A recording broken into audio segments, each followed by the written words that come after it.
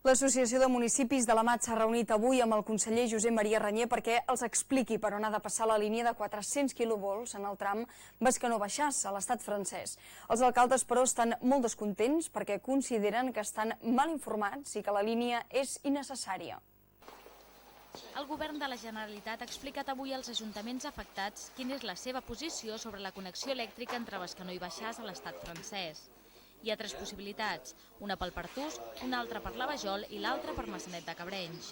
El govern català aposta per la Jonquera, però l'executiu francès considera que la línia passaria per una zona molt poblada i proposa Maçanet de Cabrenys com la millor opció. La decisió final la tenen, però, el govern espanyol i francès, tot i que la Generalitat estaria d'acord amb aquesta proposta. Els alcaldes volen explicacions i documents que certifiquin que la línia és necessària. No volem que es faci una cosa que no necessitem, senzillament és això. Si és una cosa que fa falta i ens ho demostren, ja en parlarem. D'entrada ens hi oposem totalment. Mentrestant, ara s'obre el període d'al·legacions per al tram Sentmenat-Bescanó, que costarà 42 milions d'euros i travessarà 22 municipis. Els alcaldes poden consultar el projecte i presentar al·legacions en 30 dies, abans que la Generalitat enviï la documentació al Ministeri d'Indústria.